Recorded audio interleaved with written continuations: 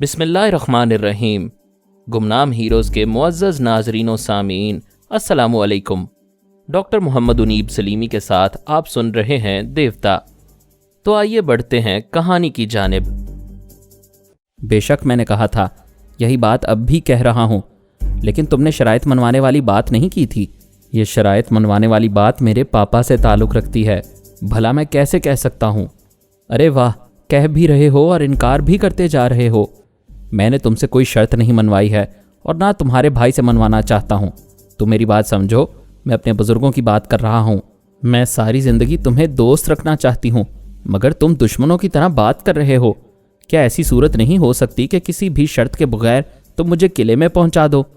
کیا کسی شرط کے بغیر تم بہن بھائیوں نے مجھے میرے ماں باپ کے پاس پہنچا دیا تھا؟ پچھلی باتیں بھول جاؤ۔ ہم جو بات آج کرتے ہیں یا جو کام آج کرتے ہیں اس کا اثر آئندہ ضرور ہوتا ہے۔ مثلا تم لوگوں نے ایک ٹرانسفارمر مشین بنا لی، اب یہاں آنے والے تمام دشمنوں سے یہ کہو گی کہ ماضی میں جو ہو چکا ہے اسے بھول جاؤ، ٹرانسفارمر مشین کی باتیں ختم کر دو، تو کیا یہ بات ماننے والی ہوگی؟ کیا دشمن اپنے اپنے گھر واپس چلے جائیں گے؟ تم ٹرانسفارمر مشین کی بات نہ کرو، میں اپنے دشمنوں سے نمٹ لوں گی۔ اپنی بات کرو۔ چلو اپنی ہی بات کرتا ہوں۔ یہ جو کچھ ہو رہا ہے اس کی ابتدا تم لوگوں سے ہوئی۔ نہ مجھے اغوا کرتے، نہ اتنی بات بڑھتی۔ تم بہن بھائیوں نے اتنی ذہانت اور محنت سے وہ مشین تیار کی اور کتنی حماقت سے یہ راز کھول دیا کہ وہ مشین تمہارے پاس ہے۔ تم لوگوں کا خیال تھا کوئی یہاں تک نہیں پہنچ سکے گا، اور ٹیلی پیتھی جاننے والوں کو یہاں تک پہنچانے کے لیے مجھے قیدی بنا لیا گیا۔ اب خود ہی دیکھ لو، تم لوگوں نے کل جو کچھ کیا اس کا نتیجہ آج سامنے آ رہا ہے۔ تم کہاں کی کہاں لے جاتے ہو؟ میری بات کرو، تم میرے لیے کیا کر سکتے ہو؟ تم کل سے دیکھ رہی ہو میں تمہارے لیے جان کی بازی لگاتا آ رہا ہوں۔ کوئی اس سے زیادہ کیا کر سکتا ہے؟ کون کسی کے لیے جان دیتا ہے؟ تم مجھے دل و جان سے چاہتے ہو، اسی لیے تو جان پر کھیل رہے تھے۔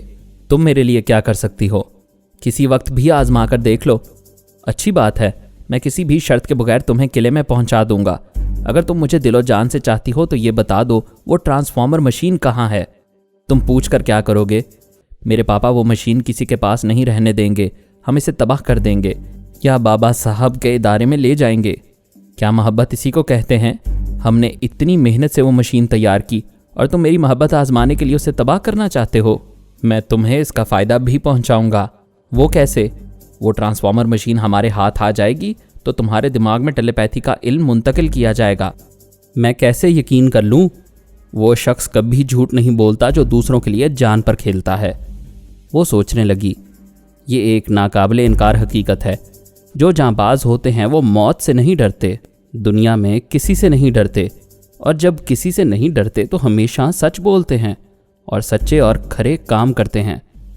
پارس نے پوچھا، کیا سوچ رہی ہو؟ کیا فیصلہ کر رہی ہو؟ میں سوچ رہی ہوں کیا ٹیلی پیتھی کے ذریعے نفسیات کا علم بھی تمہارے دماغ میں ٹھونس دیا گیا ہے؟ کیا مطلب؟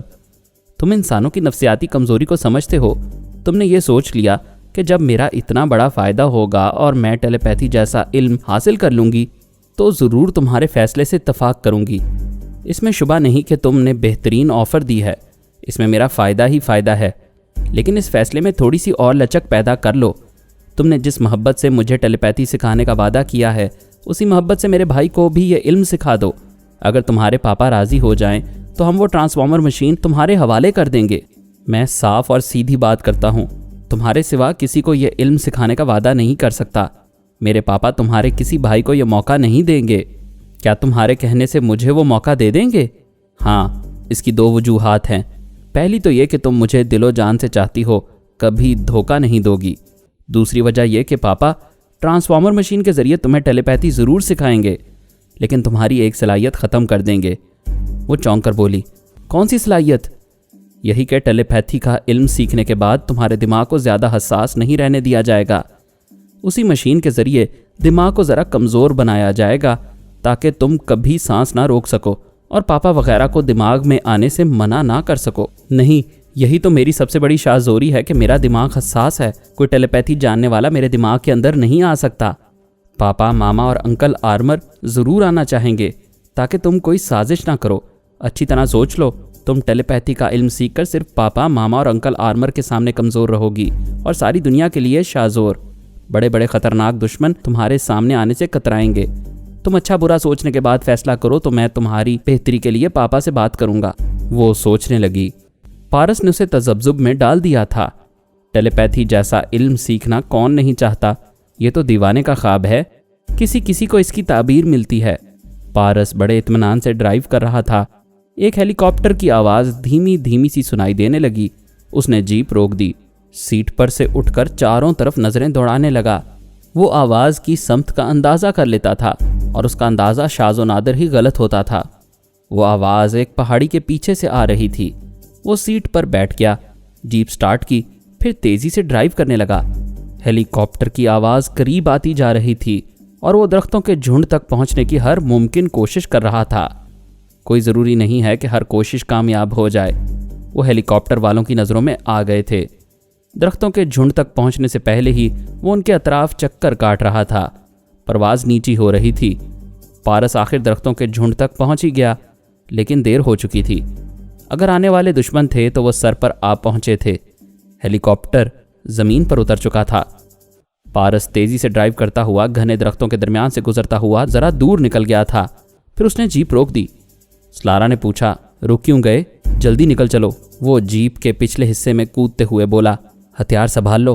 کیا تمہارا دماغ چل گیا ہے؟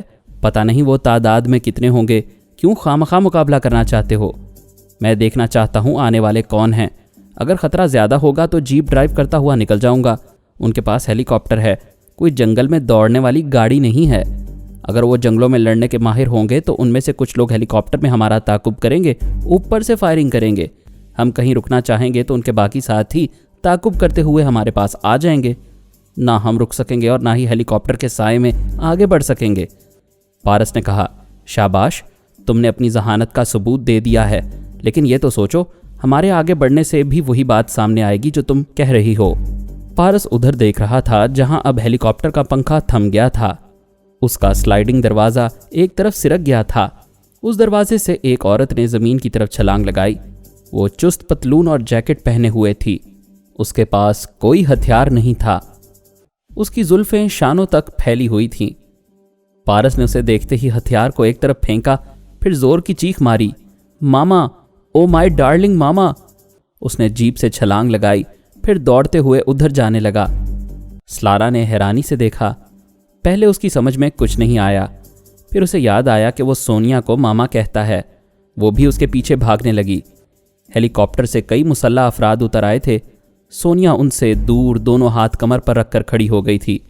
پارس دوڑتا ہوا آیا اور اسے 10 قدم کے فاصلے پر رک گیا۔ سونیا نے پینترا بدلتے ہوئے کہا، پہلے میں۔ پارس نے بھی جواباً پینترا بدلتے ہوئے ایک انگلی سے انکار کا اشارہ کرتے ہوئے کہا، نو ماما، پہلے میں۔ وہ پینترا بدل کر ایک طرف سے دوسری طرف آئی، پھر بولی، دیکھو پارس، تیرا ایک ہاتھ زخمی ہے، میں تجھے اور نقصان نہیں پہنچانا چاہتی، سیدھی طرح بات مان لے، پہلے میں۔ ارے جاؤ ماما، پارس کوئی موم کا گڈا ہے کہ ایک ہاتھ کے زخمی ہونے سے تمہاری دھونس میں آ جائے گا؟ سونیا نے کہا، ایسی بات ہے تو 1 منٹ رک جاؤ۔ اس نے ایک مسلح شخص کو بلا کر کہا، میرا یہ دایاں ہاتھ باندھ دو، کل کا چھوکرا مجھے چیلنج کر رہا ہے۔ وہ شخص رسی لینے گیا۔ سونیا نے اپنا دایاں ہاتھ سینے پر رکھ لیا۔ پارس نے کہا، ماما، تم تو ناقابل شکست کہلاتی ہو، میرا ایک ہاتھ زخمی ہے تو اپنا ایک ہاتھ باندھ رہی ہو، یہ تو کوئی برابری نہ ہوئی، میری جتنی عمر ہے اس سے دگنا تمہارا تجربہ ہے۔ وہ شخص رسی لے کر آیا۔ سونیا نے کہا، میرے دونوں ہاتھ پشت پر باندھ دو۔ وہ حکم کی تعمیل کرنے لگا۔ سلارا حیران اور پریشان ہو کر دیکھ رہی تھی کہ وہ کیسے ماں بیٹے ہیں جو دشمنوں کی طرح ایک دوسرے کے سامنے مقابلے کے لیے تن گئے ہیں۔ صرف اتنا ہی نہیں، ماں اب شیرنی کی طرح گراتی ہوئی اپنے بیٹے کو دیکھ رہی تھی۔ آخر وہ دونوں چاہتے کیا تھے؟ یہ پہلے میں کا کیا مطلب تھا؟ اصل بات یہ تھی کہ جب پارس بچہ تھا اور سونیا ملاقات کے لیے آتی تھی تو اسے دونوں بازوؤں میں تھام کر پیار کرتی تھی۔ پھر پارس نے کہا، نہیں ماما، اب میں جوان ہو گیا ہوں، میں تمہیں بازوؤں میں اٹھا کر پیار کروں گا۔ سونیا نے کہا تھا، تو جوان ہونے کا ثبوت دے، مجھے بازوؤں میں اٹھا سکتا ہے تو اٹھا، ورنہ میں تجھے جبرن بازوؤں میں لے کر پیار کروں گی۔ پارس نے کہا تھا، اب اتنا آسان نہیں ہے، میں تمہارے ہاتھ نہیں آؤں گا، سوچ لے، پوری طرح زخمی ہو جائے گا۔ بچپن سے آپ ہی کے ہاتھوں زخم کھاتا آ رہا ہوں اور زخم دینے کا ہنر بھی سیکھ رہا ہوں۔ بہرحال اس عرصے میں ان ماں بیٹے کی 3 بار ملاقات ہوئی تھی۔ تینوں بار پارس نے شکست کھائی تھی اور ہر شکست کے بعد کہا تھا، ماما کوئی بات نہیں، میں آپ سے سیکھتا جا رہا ہوں، اگلی ملاقات میں بازی پلٹ دوں گا۔ اس کے اغوا ہونے کے طویل عرصے بعد پھر ایک بار ماں بیٹے کی ملاقات ہو رہی تھی۔ ماں کی ضد تھی کہ وہ اسے بازو میں اٹھا کر پیار کرے گی، اور بیٹے کی ضد یہ تھی کہ وہ بچہ نہیں رہا، بھرپور جوان ہے اور اپنی ماں کو بازوؤں میں اٹھا سکتا ہے۔ لہٰذا آج چوتھی بار اسے پھر سونیا کے سامنے اپنے جوان ہونے کا ثبوت پیش کرنا تھا۔ وہ دونوں ایک دوسرے کی آنکھوں میں آنکھیں ڈالے پینترا بدل رہے تھے۔ اچانک سونیا حملہ کرنے کے انداز میں آگے بڑھی۔ پارس اچھی طرح سمجھ گیا تھا کہ ماما کیسے دھوکہ دیا کرتی ہیں۔ واقعی اس نے دھوکہ دیا تھا۔ حملہ کرنے کی بجائے اچانک فضا میں اچھل کر کلا بازی کھائی تھی اور اس کے سر پر سے گزر کر پیچھے چلی گئی تھی تاکہ پیچھے سے آ کر اسے پیار کر لے۔ جیسے ہی وہ سر پر سے گزر کر پیچھے آئی، پارس نے یک بارگی الٹی چھلانگ لگائی۔ اس کے اوپر سے گزرتا ہوا پیچھے پہنچ گیا، لیکن وہ بھی اسے جکڑ نہ سکا۔ اچانک ہی سونیا نے پلٹ کر اس کے سینے پر سر کی ٹکر ماری، جیسے جانور سینگ مار رہا ہو۔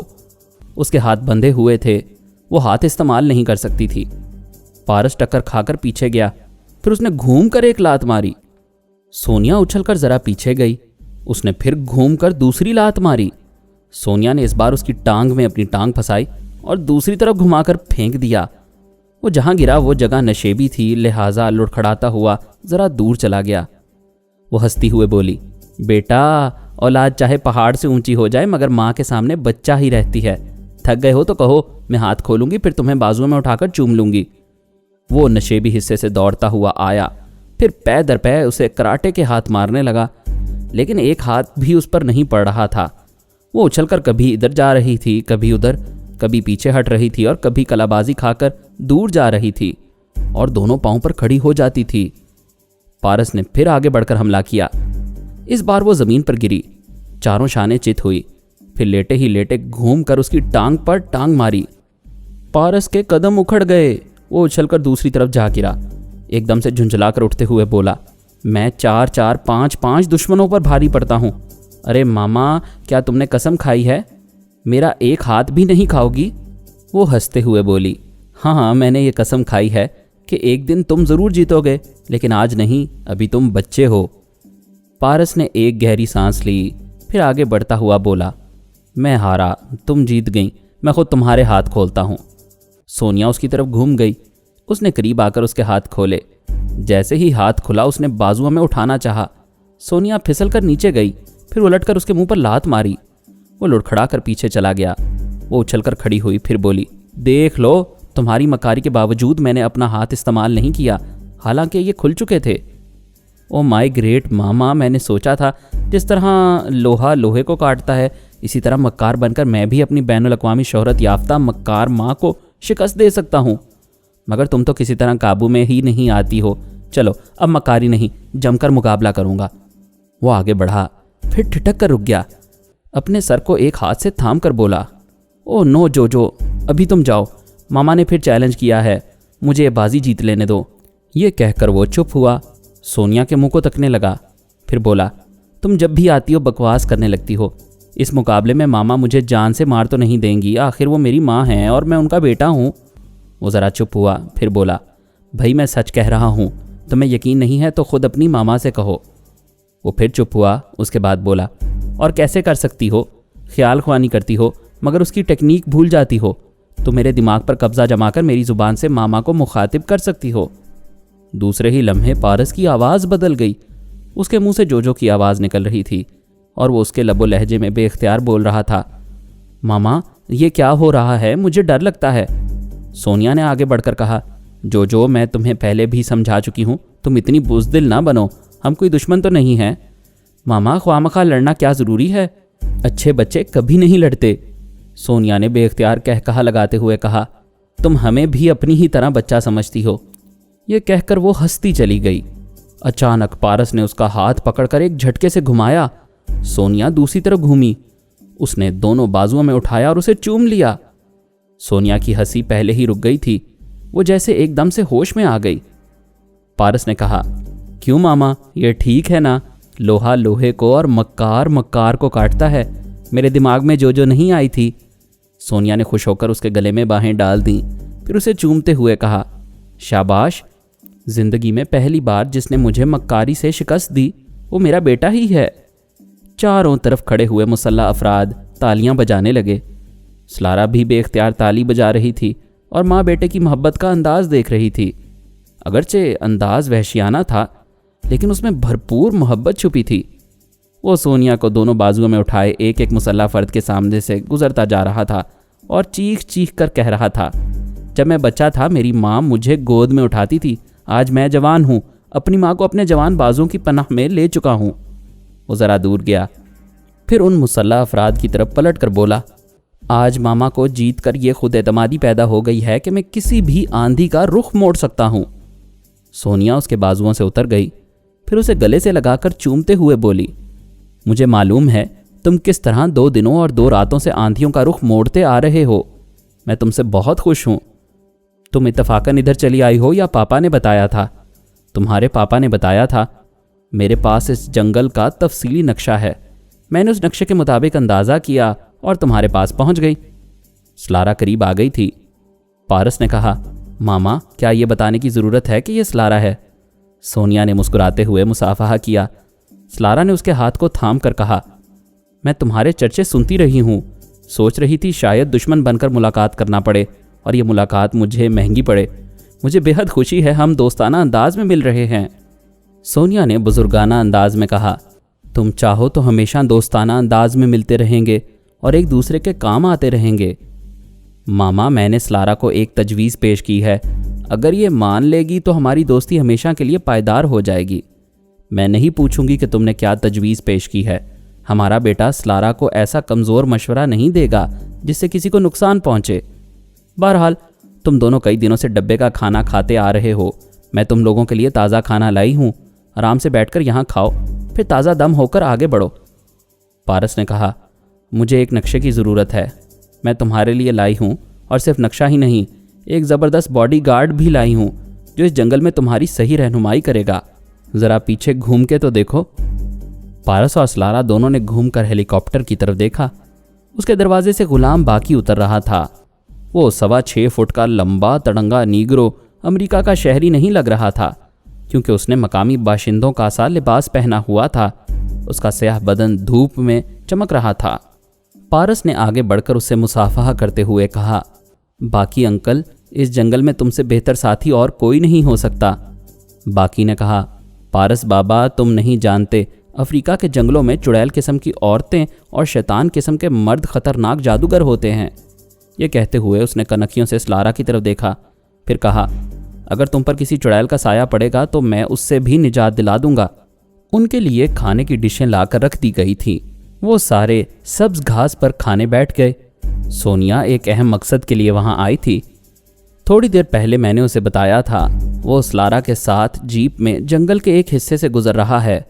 جو پارس کے دماغ میں آئی تھی، لیکن سلارا ہمارے بیٹے کے لیے کھیل بنتی جا رہی ہے۔ تم ذرا تدبیر سوچو، کچھ کہے سنے بغیر سلارا سے ہمارے بیٹے کو نجات دلائی جا سکتی ہے۔ سونیا نے کہا، ہمارا بیٹا نوجوان ہے، یہ بات سلارا کو سوچنی چاہیے، وہ 25 برس سے اوپر کی ہوگی۔ حالات نے دونوں کو پچھلے 2 دنوں سے یکجا کر رکھا ہے اور یہ بات ہمارے بیٹے کے لیے نقصان دہ ہو سکتی ہے۔ میں نے کہا، مجھے اپنے بیٹے پر فخر ہے، میں نے چپکے سے اس کے خیالات پڑھے تھے، پتہ چلا اس نے بڑے ہی سخت آزمائشی مرحلے میں گناہ سے دامن بچایا ہے۔ لیکن سوچ رہا ہوں سلارا آگ کی طرح ساتھ ساتھ چل رہی ہے، وہ کب تک اس کی لپیٹ میں آنے سے بچتا رہے گا؟ سونیا نے تھوڑی دیر تک سوچتے رہنے کے بعد کہا، ہم نے اپنے بیٹے کو اچھی تعلیم و تربیت دی ہے، خطرہ چاہے موت کا ہو یا عورت کا، اسے بچنے کے گر سکھائے ہیں۔ میں نے کہا، تم شاید سلارا کے مزاج سے واقف نہیں ہو، وہ مردوں سے سخت نفرت کرتی رہی تھی، زندگی میں پہلی بار پارس سے متاثر ہوئی ہے اور اسی سے چپک کر رہنا چاہتی ہے۔ میں تم سے زیادہ عورت کو سمجھتی ہوں۔ سلارا حسین ہے، جوان ہے، بے شمار چاہنے والے اس کی طرف بڑھتے رہے ہوں گے، اس بات نے اسے مغرور بنا دیا ہوگا اور وہ سب کو ٹھکراتی آ رہی ہوگی۔ اگر وہ خود کو مرد بیزار ظاہر کرتی ہے تو ہمارا غلام باقی اس سے زیادہ عورت بیزار ہے۔ جب وہ اس کے قریب رہے گا اور نیگرو ہونے کے باوجود اسے لفٹ نہیں دے گا تو اسے اپنی توہین کا احساس ہوگا۔ وہ خود کو غلام باقی سے زیادہ اہم اور برتر ثابت کرنے کے لیے اسے اپنی اہمیت کا احساس دلانے کی کوشش کرے گی۔ ایسی کوششوں میں عورت اپنا سب کچھ ہار جاتی ہے۔ اچھی بات ہے، میں یہ معاملہ تم پر چھوڑتا ہوں، تم سلارا کی پٹڑی بدل دو۔ سونیا نے خوب سوچ سمجھ کر غلام باقی کا انتخاب کیا تھا۔ پہلے بھی امریکہ کی ملکہ حسن مورینا اس پر مر مٹی تھی۔ یہ اس بات کا ثبوت تھا کہ اس میں مردانہ کشش کوٹ کوٹ کر بھری ہوئی تھی۔ گوری عورتیں صرف اس کے کالے رنگ سے ہچکچاتی تھیں، لیکن اسے ایک بار نظریں اٹھا کر دیکھتی ضرور تھیں اور تنہائی میں بار بار سوچتی ضرور تھیں۔ سونیا نے اسے اچھی طرح سمجھا دیا تھا کہ وہ پارس اور سلارا کے درمیان رہ کر کس قسم کا ڈرامہ پلے کرے گا اور کس طرح سلارا کے جذبات کی آندھی کا رخ اپنی طرف موڑ لے گا۔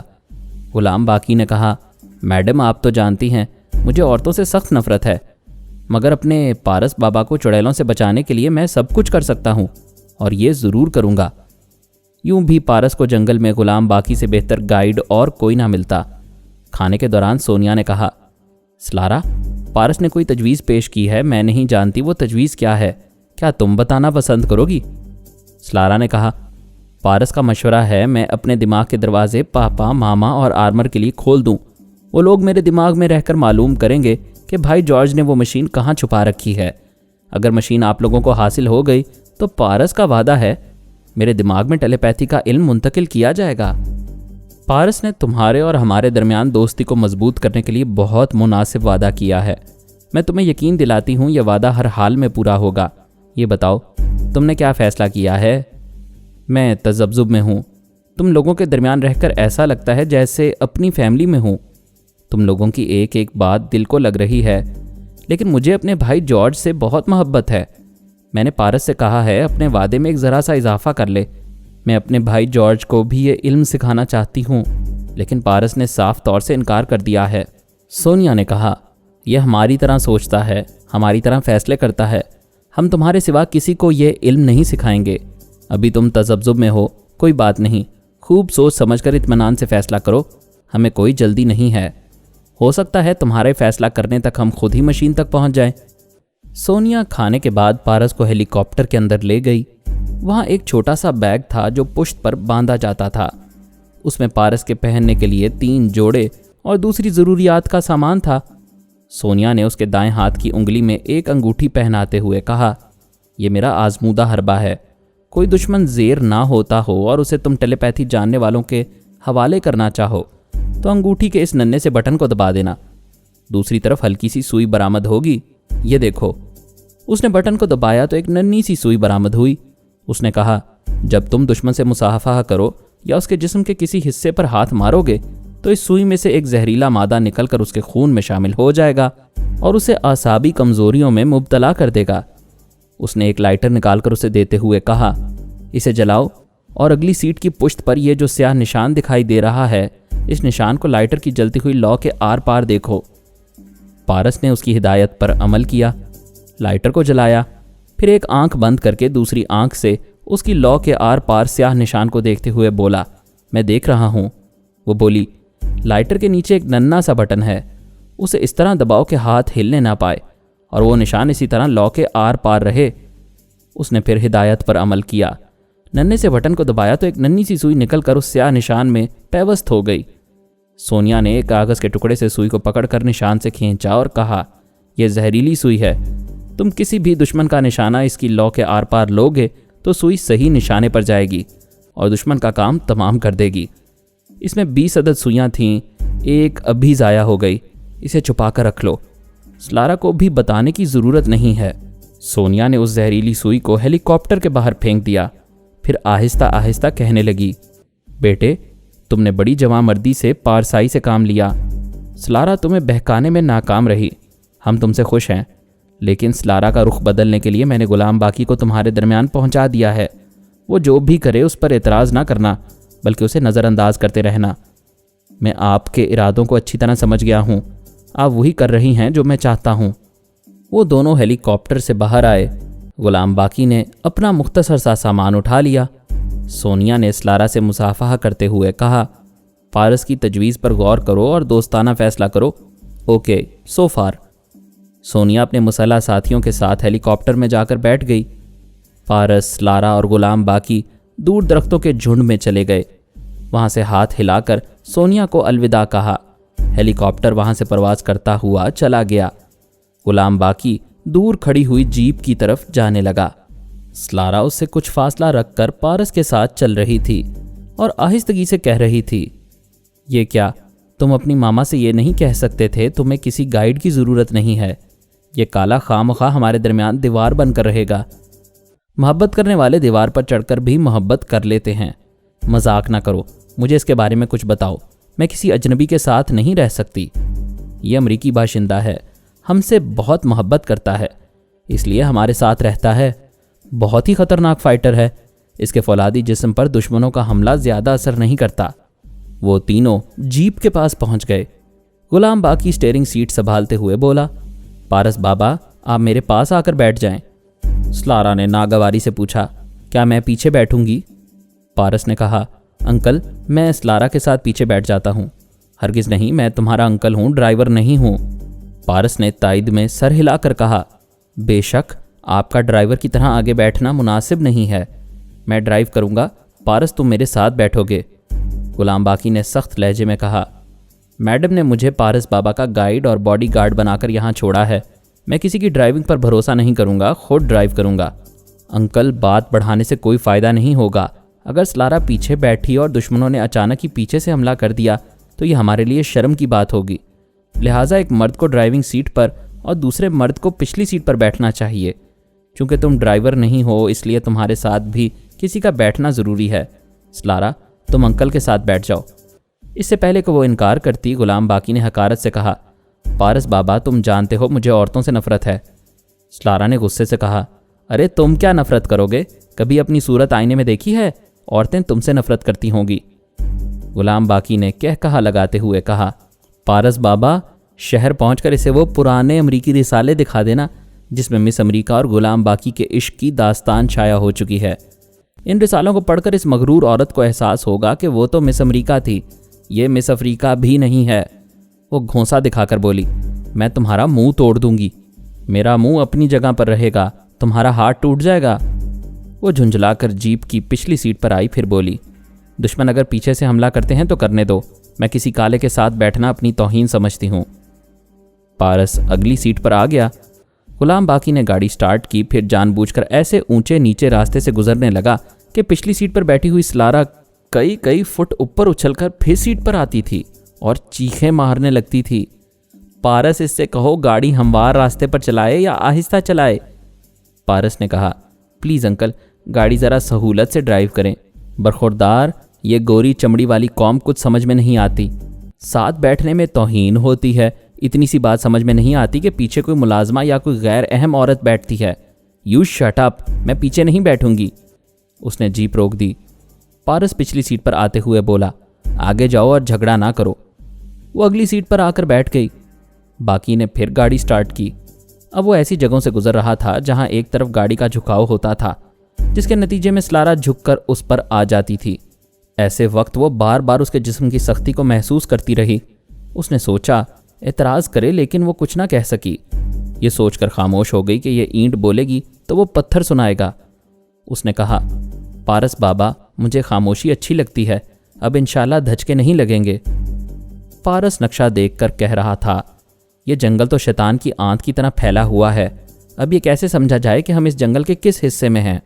سلارا نے جلدی سے کہا، میں بتا سکتی ہوں، تمہارے پاس آ جاؤں؟